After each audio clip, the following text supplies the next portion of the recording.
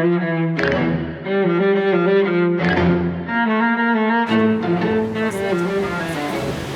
I'm cold. This is south. Yeah, that's south. Yeah, we should go. Inspiration North? gathered.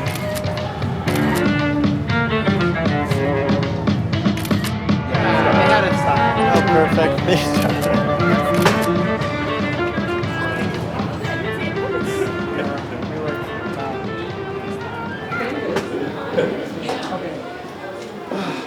Wow. Wow.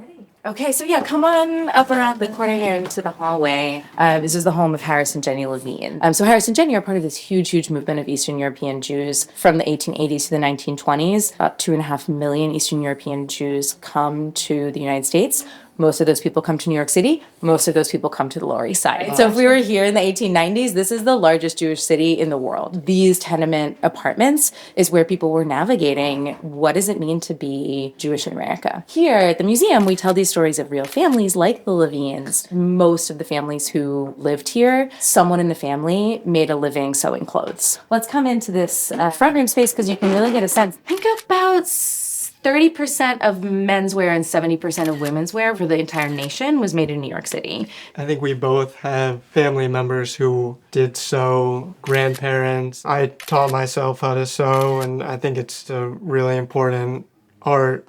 I mean, I think what you're saying too and speaking to your own experience teaching yourself how to sew is so interesting because you think about how many of the people who worked in these spaces also had to teach themselves how to sew because they came here and this was the job that they were able to get. Maybe they didn't know how to sew.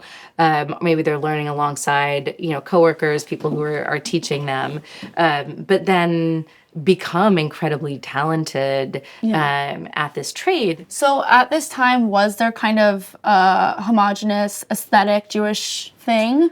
Like an identity style-wise? If you think about traditional Jewish religious attire, women covering their hair, dressing modestly, men, not shaving, having beards. These are all aspects of how one looks that then are up for negotiation. So this question of what does it mean to look Jewish is one that a lot of people are grappling with. It's intergenerational, and then it's also, over the course of someone's life, right, that these questions come up. Okay, let's say you have come to the United States and you've been here for, 3 years. You finally saved up enough money to send for your mother. Yeah. Mom arrives. She's still wearing her shawl. Yeah. What do you tell her? Are you going to tell mom, okay, take off your shawl? It's embarrassing. It's embarrassing. You look like you don't know what you're doing. You don't look American. People are going to make fun of you. So it's both like the pull of fashion and style and the excitement of New York City in the United States and the possibility that represents. And then also the pressures of fitting in as a newly arrived immigrant at a time when you aren't widely accepted. And look at a couple things. Thank you so much for making us part of your exploration of Orchard Street. Happy Halloween. Good luck with everything. Back on Orchard. Blast of the past. Wow.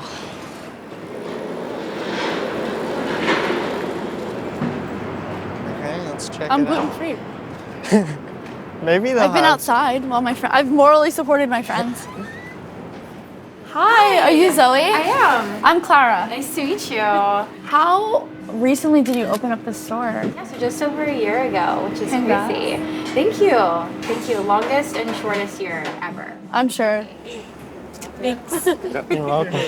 Did you create this space with Judaism in mind, or? I knew that when I eventually opened my own business, that it would have like that element to it. Every Friday we do braided challah and people come to us for that. Do you feel like your clientele for a lot of the Jewish food you sell is predominantly Jewish? A lot of times I think our customers are actually eating something like a knish. They just like it and they don't necessarily even know that it's a Jewish food. But it's fun to have that kind of educational moment. It's just thinking about the history of all the businesses in the area, people like building something from nothing. The drama. It's the ancestors. Yeah. We've invoked something. Well, this is very like decidedly chic, and it's funny because this is very much like the fashion epicenter of young creatives in New York. You're in touch with the tradition and the history, but at the same time, it's like catering to your community. So a lot of what we're baking is kind of offering people a version of like the foods that they might identify with New York with a more sort of like artisan approach. So you have merch in there too, because what were your thoughts on when you were making the merch? We started with our hats, which I should be wearing right now, but I'm not. We just wanted to stay in our color scheme. I see it as like pumpernickel and butter. Our sign here that's like painted. Knew we wanted to do that because that is such a like touchstone for old New York, like visually. I would love to see the merch. Let's take a look. Okay. Thank I you. want the pumpernickel. Butter. This one, shout out my grandma. Yes. Pumpernickel. Pumpernickel. I love butter. It's perfect. I'm lactose intolerant. Yeah, so this was based on something hand cut, which is I just love. That's so awesome. Yeah. So lovely to meet you, and I'll see you soon. See you soon. It was so nice to chat with you guys. Thank you. I can't wait to see what you put together. Bye. Now we're armed. Trick or treat. Oh, got some trick-or-treaters. Intergalactic, planetary, intergalactic. It's actually pretty similar to the Heeb cover. Yeah, it really is. They're They kind of knew their vibe, crouching. Yeah. and here we are. Wow. Whoop! Okay. Hi! Oops, sorry about that. Halloween. Happy Halloween! What's your First trick or costume? treater. Oh my god. I'm a French girl off duty or Oh my something. Ask gosh! me that up. Yeah. Hi, pigeon, sweet baby. I like your costume. This is a hollow cover. I love that it has like sort of this very like old like shtetl feel, but it's very modern. And this is our chutzpah mug. Oh my gosh. So Good way to cute. start your day. And then essential tchotchke dish. Because you know, at the end of the night when you're like in bed and you want to take off your earrings and your rings or whatever, at least I do, this is what goes next to your bed. We also have a bunch of really fun mezuzahs. It's not very obvious, but this is what a mezuzah is. You know, there's a Chabad on Essex. Yeah. They came by every Friday to see if we would hang a mezuzah, and I was like, we just haven't gotten around to it. It's not a reason. There's Yeah, no reason. you're literally here manufacturing. that. Yeah, and so we finally hung it, and he was like, very happy. And I was like, that makes me happy.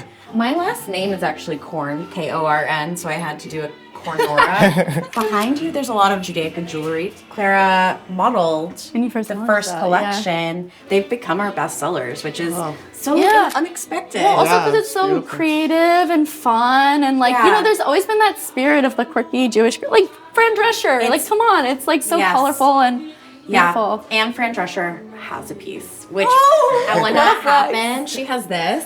When that happened, I was like, well, I'm retiring. Like, this is everything I ever wanted it to be. So Do you consider this like a Jewish brand or like a Jewish store?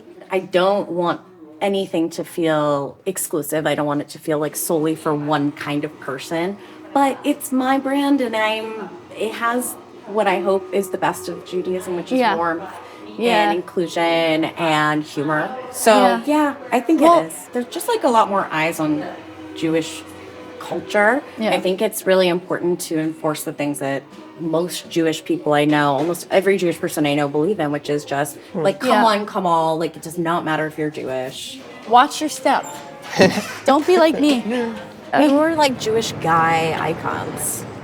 Well, Clara's been sending me a lot of photos of Leonard Cohen Oh, from You back can in the wear the day. hell out of a freaking trench Yeah, coat. he had And great like a style. turtleneck. you know. Yeah. Yeah, Are he you just, like, channeling wore it. him Beautiful.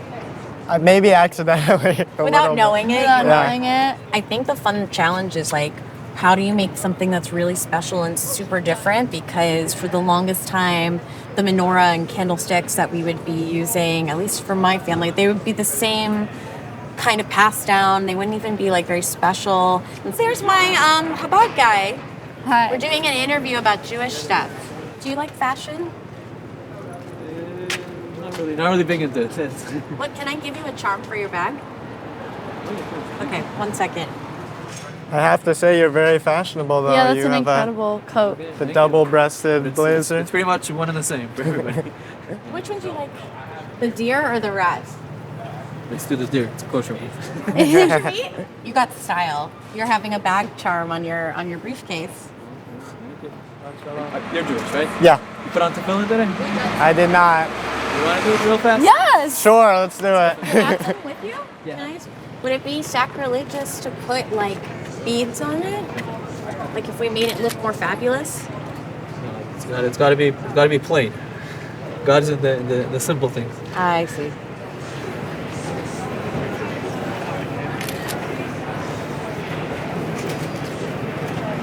Very bummed. Simman tov, mazal tov, mazal tov, simman tov, simman tov, mazal tov, simman tov. A lot of people have said that they don't want to wear like outward symbols of Judaism. Yeah. And I completely understand, and I don't feel like 100% comfortable myself. But when I see people who are like proudly wearing a high or a Jewish star, I'm like, good for you. It's good to be brave. You know? That's a really beautiful thing when you can wear your heart on your sleeve. Yeah. Love you. Love you. Great to meet you. You have a wonderful You're blessed. shop. You're blessed right now. I feel it. Yeah, I get this aura He has this coming aura. out. You feeling special today? That was interesting. What the heck? I just feel bad getting anything besides a pastrami sandwich. I can't. You have to take one for the team. You don't have a I medical have to get problem. one? You have to get one. Mik will comp it. Maybe. New York institutions. Okay. Other pastrami's are up to $30. Look at that. Pastrami-flation. God, there's so many things that I would crush if I could. Seltzer. You have the app that you can take a picture and I'll tell you who it is. No. I know. Is that an app? Welcome back. I want to hear everything, but why don't we start with potential inspiration for the Heeb brand? I went into this thinking Jews are not a monolith, and I left this thinking Jews are not a monolith. A Hasidic man, and we saw Susan and Alexandra in the same location, and one of them was wearing black wool, and Susan, like, we're standing in front of her yellow mosaic tile shop. The themes that we came across that were recurring were more about a Jewish attitude, being warm and welcoming. The spirit of the Lower East Side is this scrappiness, and I think that kind of came up in a few different contexts. Susan, hers felt like that too, for sure. Like the jewelry pieces aren't perfect and elegant. They have a childlike wonder almost. There is some sort of tongue-in-cheek, if you know theme that's come up, but also it shouldn't be in a way that's exclusive, maybe, or isolating. And with food, it's so easy. Clothing is a little more difficult because a non-Jew is not necessarily wanting to wear an overtly Jewish garment, and so finding ways to make it accessible to people. To actually take these concepts that we're uncovering and translate that into something visual, I'm really curious to see how you make this, like... You want to respect the history, obviously, but then there's also that punk strand of Heeb that's just like, fuck it all. Like, to find that balance is super difficult. So. Well, congratulations on a great first day. What's coming up next is a really deep dive with a few folks, some in music, in fashion, hopefully find some real inspiration from them. Cheers. Cheers. L'chaim. L'chaim.